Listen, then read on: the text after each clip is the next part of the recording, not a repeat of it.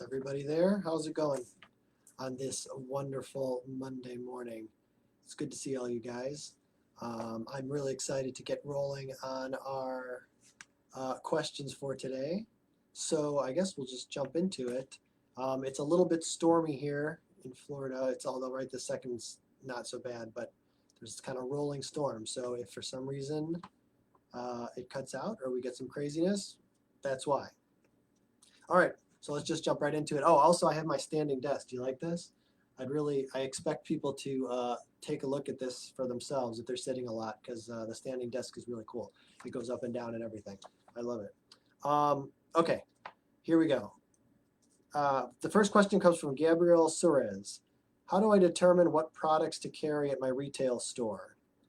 I'm asking this question because in my natural health stores, we try to carry the largest selection of wellness products, and part of how we make our large selection the most obvious is by covering all the different categories of product and not just having a lot of similar items. We brag that this, along with other things, make our stores better or different than our competitors. But I'm starting to notice that there are some categories in our store that just simply do not sell that well. I cannot decide if I should get rid of the entire category and hope to increase sales by adding more of what is selling, or would decrease the number of different categories available under one roof, also decrease the overall shopping experience, which may be what attracts some to our store in the first place. Good question. Okay, so I have a few thoughts on this. All right, so first off, if you're selling in a retail store in a real place, you're going to want to obviously differentiate yourself from online, right? So now you're not really competing with other brick and mortar stores. You're really competing with online. So how are you different? How is it better? So you've got to focus on items that are going to be most useful to get in person. So it's like stuff that you need as an emergency. It's stuff that you want to touch and feel, that you've got to test or something like that. It's going to be those types of products that are going to be most successful in a retail, like real world environment. The other thing that I think is worth noting here is you say you've got a lot of stuff, right? And so if you have stuff that isn't selling, like that's a good shtick that you got it, but if it's not selling, then that's essentially cash that's stuck in your inventory. So you invested money into that product is just sitting there. So that's essentially like leaving your dollars just sitting on the shelves and they're not moving. And they're not creating you any return on investment. You'd be better off selling that stuff and putting that money in the stock market or something, or a CD or the bank or whatever, because having it just sit on your shelves isn't doing any good if it's not helping you from a brand building perspective. It would be one thing if you told me, hey, we have all this stuff, most of it doesn't sell, but it's our shtick, and we have tons and tons of foot traffic because of it, because people like to look at stuff, but then they all end up buying the same stuff. I could maybe buy that, but it doesn't sound like that's the case. Another thing I want to point out is that too many options makes people not buy. You can Google this. There's tons and tons of research that shows that if you give people a limited number of options, they spend more and quicker than when they have a whole ton of options. You kind of overwhelm people with too many options. So I would look into that as kind of a psychology, human thing, to see how that applies to what your business model is and what you've been branding yourself as up to this point. You might actually be making it more difficult on yourself than it needs to be with that strategy. You can go the total opposite direction that you see, like companies like this is a big kind of example, but like the Apple Store. The Apple Store is super streamlined. They have just their limited number of products, and then that's it. They don't have stuff all over the place. It's not like when you walk into a dollar store and you've got just stuff everywhere. So I would see kind of like what you really want to do as far as the business goes, and kind of like how that fits into kind of like consumer behavior, and does your brand actually help or hinder that. But if you have inventory that isn't selling, unless there's a strategy around why you have it, it's probably worth getting rid of and focusing on stuff that does work. All right, next question. Lindsay Grifka. Should I buy a prospect email list or continue to research and create one on my own? I have been creating an email list of smoke shops, both online and brick and mortar, on my own and with the help of my sister. It's a slow process, but by doing it this way, I ensure that the companies I reach out to carry other brands rather than just their own. I would use the email list to send cold emails to see if the brand is interested in carrying my product. Okay, so whenever you're doing work yourself, or with a family member, or with anybody that you can get to work, quote unquote, for free, you really do have to take into account those hours as if you were paying for them. just because you're not paying yourself or your sister to make those lists, it's not free. There's still an opportunity cost, right? Because let's say you guys spend 10 hours each on these lists. 10 hours each, what else could you have done in those 10 hours? Well, just hypothetically, you could go work at McDonald's for $12 an hour. I don't know what it is, but just hypothetically. So that's $120 for your 10 hours and $120 for your sister's 10 hours. So you actually spent $240 in opportunity cost just using the McDonald's example, and you probably have a higher hourly rate than that with something else you could be doing. So it's probably even higher than that. But so you spent $240 on creating these lists that you thought you were creating for free. So you have to take that into account. So when you're deciding if you're going to buy a list, or you have basically three options. You can do the list yourself the way that you're doing it. You can buy the list from somebody who's already compiled it in some fashion, however they did that. You can also hire outsourced VA people, and you can build your process. Whatever process you taught your sister, you can teach somebody in Bangladesh or India or something like that to do that same exact process and then return it back to you. Again, thinking in terms of hourly rates. Just because you live in the US, your hourly rate is probably way higher than somebody who lives in Bangladesh. So just from an opportunity cost perspective. So I would really look at what is it actually costing you to develop that list, and how does that compare to your other options when you're actually talking about spending real money. Now, of course, on the other hand, there is always the point that people make, well, I don't have the money to spend on the list. I don't actually physically don't have the money.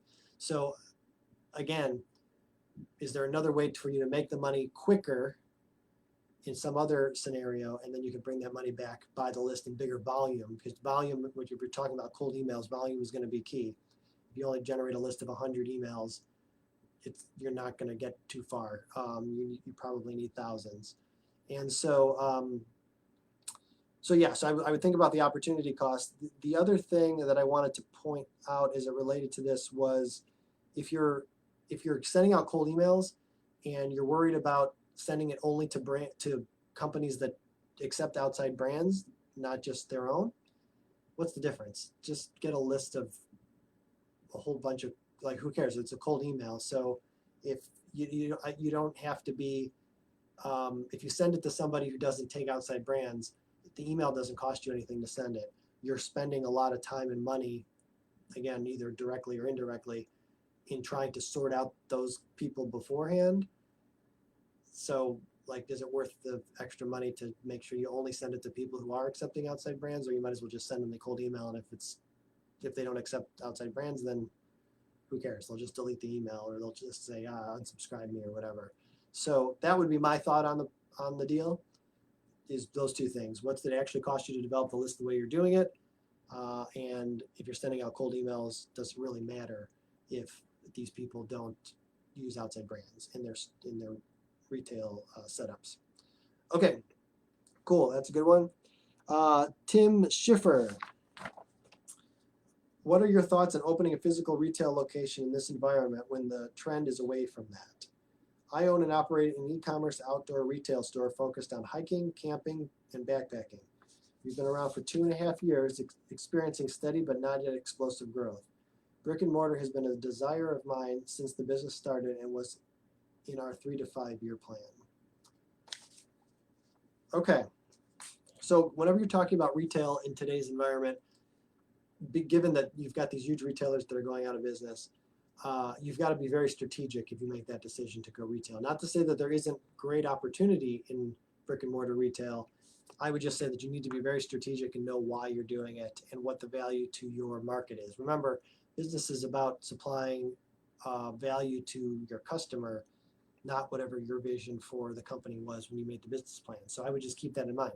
Now, from a strategic perspective, you've got to focus on, so like, let's say you're focusing on niche location retail. So for example, again, the idea that people need these products today, that they need the products today and they need them right now, and they want to touch and feel them before they buy them, then that's a good location to be in. It's, again, niche-y, but it's a good spot to be. So for a good example of this is like surf shops around a beach, right? If people are at the beach and they want to buy something from a surf shop, they're not going to want to order that from Amazon. They want to buy it right now because they happen to be walking by and there's a lot of foot traffic, that sort of thing, within your niche kind of market. So you have to be very specific when you make those retail decisions. So it has to be stuff people want to buy right away.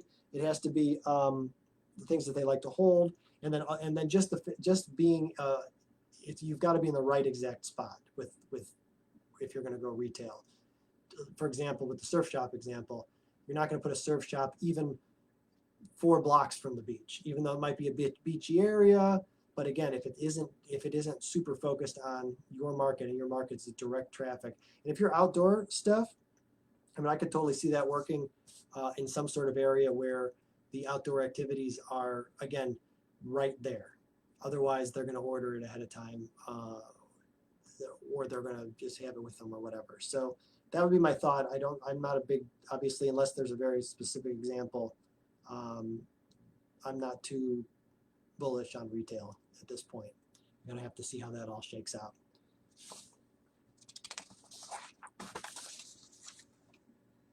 All right. This one says it's from AkaShawnThomas. So I think this might be a generic one or maybe a combination. But anyway, here we go. Without a team to delegate to and without the budget to hire a full team, how did you get things done when you first started your company and when it was just you? I hear many experienced entrepreneurs talk about delegating and only doing the things that are great at, and unfortunately, it's only me. I'm just starting, so I don't have the team nor the money to hire a full team. I know I can't be alone in trying to understand how to get everything done on a limited budget, and it's only being me. How did you do it when you were first starting? Is it just a mindset, or where did you get to learn everything to get everything done? Looking for a story. Thanks so much. Awesome. That's a great question, and very applicable to people with who are just starting out and it's just them.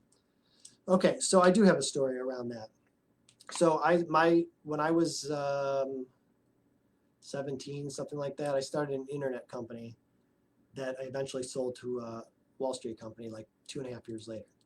So I started out on my own because it was just me, and I didn't really even know anything about, I mean, I knew stuff about computers, like in terms of PCs and like actually working on them at your desktop, but I didn't really know much about the internet. I was on like AOL, at the time. And so I started this business. I just started with like a cheap hosting package that I learned how to kind of do some HTML stuff on my own, and I was learning, and so I spent a lot of time learning and a lot of time trying things. And the thing that I like about programming and coding, as I got more sophisticated and actually started to do that, is that you can try something, hit the run button, and if it doesn't work, you can change it and try again, hit the run button, try again, try again, try again, try again. I learned very well that way. And so I did that for hours and hours, and I mean like morning till night, learning how to do this, right? So then as the business grew, which really the business was traffic generation, I had a bunch of different websites of my own, and I was cross-linked to a whole bunch of other people, and I was kind of networking amongst the different websites, and I would just drive more and more and more traffic, which then the more and more traffic that I drove, the more sophisticated my back-end infrastructure had to be. So that was kind of my balance between trying to generate new business, which was essentially the traffic, which is how I generated revenue, versus the activities of operating the business, which was them running the servers and making sure that all of the websites and everything worked, and that I had the capacity, because at the time bandwidth was an issue on websites. I literally had a server like that I could physically see and touch, so that was pretty cool. And then it eventually got bigger and past that, but at one point that was kind of like the bottleneck for me. And so that's really what I saw. I was always kind of torn between the operational side and the sales side, and I see this over and over again with AO companies. I even see this with bigger companies too, if you can believe it. There's certain thresholds where a company needs to make that next leap, and so you guys, AOers who have a tendency to be smaller businesses, look at it like, oh, this is just a problem of smaller businesses, and it really isn't. Every time a company needs to make that next leap to the next level, there's kind of this threshold where they have to essentially either grow sales super quickly and then hope that production can keep up, and that helps create the cash flow to be able to expand the business, or they have to raise money, right? So that's why companies raise money, because they're growing and they need more money to grow the production side while the sales side is growing, or vice versa, or both at the same time. So this is not an unusual issue that's unique only to one person operations. this sort of comes up over and over again as companies get larger and larger at different stages. So how I dealt with it with my internet company was I did the grow sales very quickly scenario, and it wasn't really like a choice. It was just sort of the way that it worked out in that particular case. And so luckily I didn't have receivables really. Cash came quickly. I always had money coming in. If I grew sales, cash came in immediately. And so I got to the point where I was, 12, 16 hours a day between the production and kind of the sales networking aspects of what I was doing.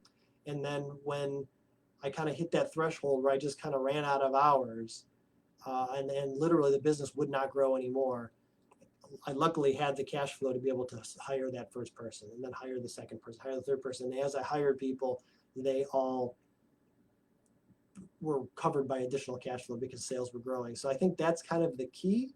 I think the key is that if you don't have the money to support the growth that you want, or to be able to manage the growth that you want, then you need to put all your focus in on getting the money to be able to do it. So whether that is you want to bring on investors, that's fine. You want to, increase sales, that's okay too. You want to change your business model so that it doesn't have receivables anymore, that's a great way to do it. Like that's something people always overlook. They immediately jump to either investors or, oh, I just need more sales. I've seen companies that have, I've done it myself with companies. I've acquired companies with the focus of, boy, these receivables are stretched out 90 to 120 days. Let's just change our payment policy for our customers. And now we have instant cash flow all the time. And so the business becomes self-sustaining from a finance perspective because now we have cash coming in. Our customers are financing us at that point instead of us financing our customers. So you can even look at kind of business plan, business policy changes that kind of help alleviate these cash issues so that you can hire and you can grow and you can do what you need to do. If it's just you at this stage, focus all your attention on driving revenue. And another thing that I would recommend in this situation and to everybody is don't get bogged down in the stuff that hasn't, like, people busy themselves with operational things that don't generate any money. So focus your attention on the things that generate you the money, that generate the sales, or however your business makes money. That's where you should be spending 90% of your time, especially if you're in the position of, I don't have enough money to hire somebody to help me. You've got to focus on the money driving part of what you're doing, because otherwise you'll never have enough money to get somebody. If you're working 80% of your time on operational things that generate you no money, and you're just delivering, then you're not going to be able to grow past the point that you're at. So you've got to put the focus on the again, raising money, sales, policy changes to drive, cash in the door, whatever it is. You've got to put all your attention on that point until you have enough money to hire that first person. And also don't get bogged down in this idea that you have to hire a full-time person. I see that a lot too. People get really focused on this vision for, I'm going to have all these employees and this is going to happen and that's going to happen, blah, blah, blah. You don't really need to do that. Focus in on the processes, map them out, be very specific about what this process actually looks like, and then decide how much of this can I hand off to somebody. What you might find is that it's not as, you might find that the chunk of time that you spend the most on is the easiest thing and the cheapest thing to hand off to somebody. So you may not even need a full-time person. This may be an outsourced type situation, or even an automation type situation where you can, with some creative use of software, you might even be able to speed things up and eliminate some of those hours. That's another thing too, is if you are looking at eliminating and improving process efficiency, you can't be afraid to spend the extra time there, knowing that as soon as you complete the project, now all of those hours going forward are given back to you. So that's another way to look at it as well. Cool. That was a good question. All right, next question. Bob Guerrero. When leaving a job, are there ways to fight a non-compete, and what are other things I should look out for? Now that I'm starting my side business, I also thought, why not look to quit my day job and do that work as a freelancer for myself instead of the company?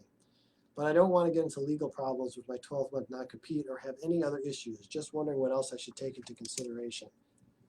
So I have a couple of thoughts on that. So the first thing is that non-competes, depending on your state and depending on how well written they are, they're generally pretty hard to enforce. like a true non-compete. Non-solicitation, on the other hand, is much easier to enforce. So if you are going to leave your company and you have a non-compete, what does that really mean? That means that you can't, like, let's say you're a graphic designer. Does that mean you can't do graphic design at all for the next year? Like, that's completely unenforceable. No court is going to say, oh yeah, you can't be a graphic designer anymore because you quit this company. So the non-compete I would be less concerned with. Non-solicitation, on the other hand, is something that you're going to have to pay more close attention to. So if you have customers or relationships that you know that are from the company, it's going to be harder for you to take those with you, that they could potentially call you on and say, hey, those are our customers or those are our connections, and then you could get in trouble for that. So don't be thinking that you're going to take any of your current customers with you unless you want to fight about it, potentially. The other thing that is a good way to handle these situations sometimes is just talk to the company that you're working for and tell them, hey, I'm going out on my own. I think it's the right thing for me. This is the direction I'm going. And then turn your job into your first customer, right? So like that company needs your services. Just have them put you out into the field. In fact, you might even be able to, depending on how big the company is that you're working for, this probably won't work with bigger companies, but it will definitely work with smaller ones, is just tell them, look, I'm going out on my own on this, and you could continue to pay me the same amount that you're paying me. I'm just going to work less hours and only focus on these specific tasks. Or you can pay me a little bit less than what you're currently paying me. I'm going to focus on these tasks. And you're going to pay me as a company, so you're going to pay me $10.99. So that means they're going to save all of the payroll taxes that they normally would be paying for you as an employee if you're a W-2 employee now. So you're essentially you're saying I'm going to get the same amount of work done for you for a cheaper price than having me as a full-time employee. So that's sometimes a good conversation to have, and that also makes the relationship really positive, so that way you're not going to have any fight or any argument about non-solicitation or non-compete or anything, because everybody knows what's going on and everyone's benefiting from the new arrangement. So that's something else to think about. But other than that, yeah, non-competes are less concerning to me. And again, I'm not a lawyer, so talk to a lawyer if you're super concerned about it. But non-solicitations, on the other hand, that's something you have to take a little more seriously. So you can't steal any of those customers from the company that you currently work with. All right, so that is a good question on that one. Let's move on to Alyssa Tambazi. I want to start an organizing business, and I'm not sure if I should start from scratch and create a new LLC or use my old one and recreate it, or start with trial clients before I do anything. I currently have a consulting business that hasn't taken off, and I'm not sure that's where my passion is. I realize one of my main passions is organizing, and I feel I would be much more successful doing that for people, as I already have in the past. I feel that I can market to my existing PT clients and friends for now and see where that takes me. I already have one client I do this for, and I get compliments often on how organized I am in my life is. Cool. Okay, so you have two different questions basically here. The one is a kind of a technical question around LLCs and kind of corporate structure. And the answer to that question is, if your current LLC, corporate structure entity, doesn't have any liability associated with it, meaning you haven't been sued, you're not expecting to get sued, you don't have all kinds of payables or debts or anything like that associated with that company, you can just use the same LLC. You don't have to incorporate another one, just to keep it simple. You could just file a DBA. That's why you see that with big companies all the time, where they have some legal name and then they have a DBA of the brand name that they actually use. So you can just file a DBA, doing business as, for your old LLC. But that said too is that the thing that you pointed out at the end of your question, or just start with trial clients before I do anything, that's kind of a good philosophical approach to a lot of stuff in business, and kind of what I always am talking about is that just get right to the meat of it. Try not to dance around what is going to be the constraint, what is going to be the thing that limits you from moving forward. Is it this decision about the corporate structure, which you can spend a lot of time hemming and hawing and deciding, oh, I'm going to do this. Okay, I'm going to make a new LLC, and then I'm going to spend time and money on that. Does that really matter? No. Does anyone care about that? No. Does that have anything to do with your success? No. What has to do with success is your last point about is about having getting those new clients. And so, are you going to get those new clients? Is this a viable business? Do you have a product that people are actually interested in? Do you know how to communicate with that market to sell to them? Focus on those questions. Focus on doing that stuff. People do have a tendency to ignore those things or like to focus on other things because the other things are easier, stuff that they can actually make a decision and make happen. That ambiguous stuff that you have to work through, put your attention on that. Because once you know that, then you can grow the business and then you can sell. I'm very guilty of, in my career, starting businesses where I spend 6 months, a year, 2 years, in a couple cases over $1 million or more, starting a business or acquiring a business or whatever the case may be, and focusing on all these operational things and setting everything up and not paying attention to the market, the product, all that stuff. And then just kind of like, I'm open, I'm here, and then ka-chunk, nothing happens. And I'm still back at the exact same square one I was 2 years ago before I even spent any money. I could have simply just started working on, the product market fit. How do I communicate with my market? How do I make sales? Like, I could think about all that stuff before I did anything. And then if I hit up against a wall, then I can move on to something else or change something before I spend any time and money. So I would put a lot of focus on start with trial clients before you do anything, to quote your own words back to you. I think that's a good place to start. And if you get 2 or 3 clients, great. And you already have this other LLC. If it's not, burdened in any way, then just use that one and just do a DBA if you want to, change the name. Okay. Next question. Marlena Carter. What are some things to do in order to prepare to sell a business? Dog grooming salon in operation for 8 years. After there things to do that will are there things to do that will increase value and expedite the process? Even the thought of determining the value is a challenging concept for me. Well, this is something I know a lot about because I've been doing M&A stuff forever since I started, basically. So I'm very comfortable in this space. So the first question you ask is, what are some things to do in order to prepare to sell the business? The first and most important thing is, if you don't have this, start working on it now. You need to have 2 years, at least, maybe 3, of clean books. So if you're putting all of your personal expenses through the business and everything isn't clean in your accounting, make it clean and carry it all the way through tax preparation and file your taxes with proper reporting of all of your revenue and expenses. As entrepreneurs, sometimes we write a lot of stuff off that is maybe personal to us, which is fine and which is totally legal in most cases. No problem. But the problem is when a buyer comes along, they want proof, rightfully so, of how much money you make. So the more ambiguity around that proof, or the lot of explaining that you're doing, trying to justify why your taxes don't match what you're saying you normally make and all these things, they're going to lower their valuation. They're going to lower how much they want to pay you in order to buy your business because they don't really know. So that their risk of not knowing translates to a lower amount of money to you. So that's the first thing. 2 years at minimum, maybe 3 years of clean books and records, and then filed with the government. Pay your taxes, do all the things you're supposed to do if you really made money. Next thing, reoccurring revenue. You've got to be able to either have a reoccurring revenue model or be able to kind of show like you have a reoccurring revenue. You say it's a dog grooming salon, so you do have reoccurring revenue. I'm sure the same customers come to you over and over and over again. I would very clearly quantify how much of your revenue is generated from customers that are coming over and over and over again. What's the lifetime value of a new customer? So you know that if a new customer comes through, you know that customer is going to be with you for 14 months on average, and then they're going to spend X amount per month.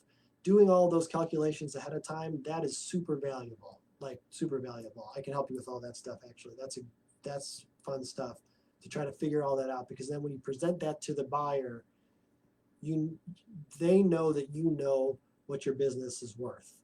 If you don't really know that, that's an opportunity for them to do the calculation without you, know that your business is worth more than what you think it is, and then they can give you, they can make that spread between what they tell you the business is worth and what they think it's worth, which is good. There's going to be a spread there anyway, because otherwise it's not going to be one-to-one. There's always going to be, they need to pay less than what they think it's worth, because otherwise they're not going to buy it. So they're always going to pay less than what they think it's worth, but trying to shrink that margin a little bit is your job, and that's your value in the business. So recurring revenue. The next one is recurring sales process. This is another big one. If you can show that you understand how to communicate with your market and you know how to generate new customers, and you've been doing this for an extended period of time, and you have it all documented, not just in your brain, but you've written it down, even better that you've taught other people that are not you to do it, that's also worth a lot of money. A big problem that a lot of companies have is that the owner, the shareholder, is also the operator. So I guess that would be a fourth thing, actually. Get yourself out of your business if you want to sell your business, because if you're stuck in the business, like you're physically running everything, even if you're only doing 20-30% of that physically running, now the buyer is going to look at you and say, okay, so you make 100 grand a year in this business, but in reality, after I take all the time that you spend in the business out as an employee doing different things, you really only make $20,000 a year. So if you only make $20,000 a year, the business is only worth whatever. So that's another thing you got to really look at, is how much time do you spend in the business? What will it take to get you out of the business from a effort and kind of ongoing cost perspective? Because if you're in the business and you're not paying yourself as an employee, then that you can simply take that money and pay some other person as an employee to do that same work, then your valuation is probably going to be screwed up, or there's going to be a lot of arguing about what the company's actually worth. That's a common issue in small business valuations, is what is the company worth once you take the cost of replacing the owner out of the cash flow. So that's another thing to look at. And I think that is it for that. I'm gonna write that one down too. Okay, next one. Gabrielle Suarez, looking for suggestions or advice on sourcing non-traditional or non-SBA financing options for my franchisees. Loans anywhere from $75,000 to $150,000. Because my franchise model includes the sale of CBD oil, most traditional lenders such as major banks or the SBA will not offer financing to our franchisees. I need help finding alternative financing solutions for our franchisees. Even a lead to someone very experienced in this field that may be able to help me is appreciated. Okay, so I can help you with that, Gabriel. This is there's a lot of people in the franchise world who finance franchisees as investors, right? So that's going to be your bet. These are not going to be loans as you suggested through traditional banks. So you can probably find, and I could probably point you in some directions of these groups. And really what they do is they essentially say, okay, I want to buy a whole bunch of franchises, but I don't want to operate any of them. So I'm going to invest as the investor in this particular brand, and I'm going to look to try to roll out 30 of these locations. And I want to be paired up with operators so that I don't have to deal with any of the operation stuff. Now, so that's going to be, that's a totally doable solution as far as the legalities of the CBD and all that stuff go. The challenge with that is that you'll have to just kind of like, if you're going to sell to your franchisee, you're now kind of selling to the investor too. So you have to be able to show how the cash flow is sufficient from each store to be able to pay the operator franchisee as well as create some sort of meaningful cash flow back to the investor. A lot of times when people invest in a new business, if it's their own money or even through the bank, they look at that initial investment as kind of like sunk cost, and then they don't really think about it. Like they just think about the current income that they're going to make going forward.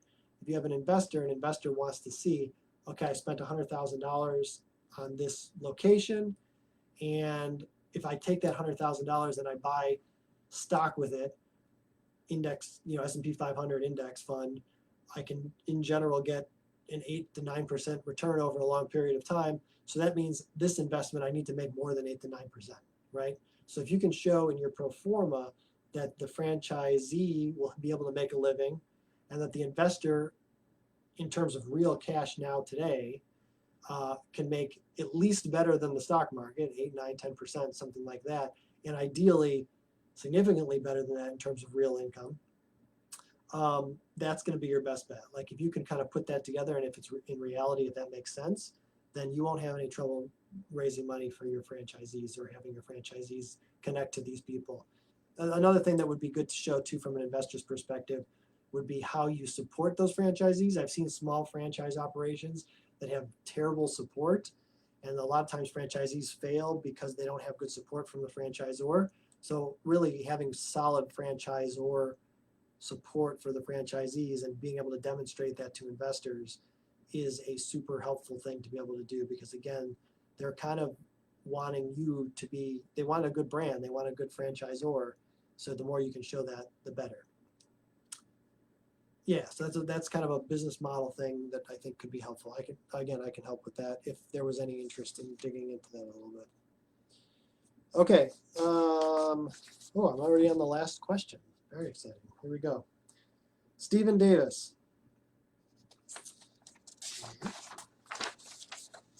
asks us, what is your advice regarding how to handle prospects that are solely focused on price? Sud Consulting, LLC, specializes in human resources, workers' compensation, and financial issues the companies face. We represent multiple professional employment organizations. The reason I am asking this question is that I am currently dealing with a prospect who is solely focused on price, regardless of value. The prospect is a sizable company that has great influence in their industry.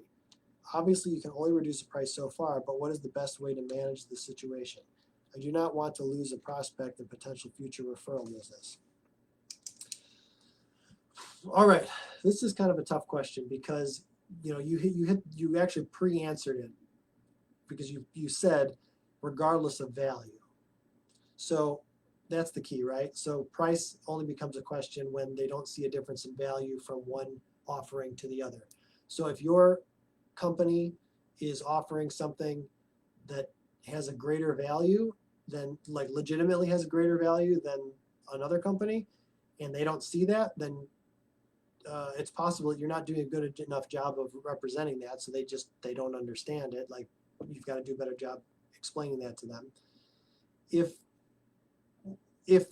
Because honestly, if the value really was greater and you explained it properly, they would definitely go with you and not worry about the price, right? Because the value means that they're getting more for that same price than they were getting in the other scenario.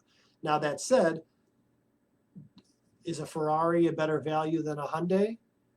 I don't know. Like, some people would argue yes, and others people would say, no, I just want a Hyundai to just get me from here to there, right? I just need 4 wheels to get from here to here. I don't need the Ferrari. Where other people will say, yes, of course it's a greater value. That's why I pay more for it.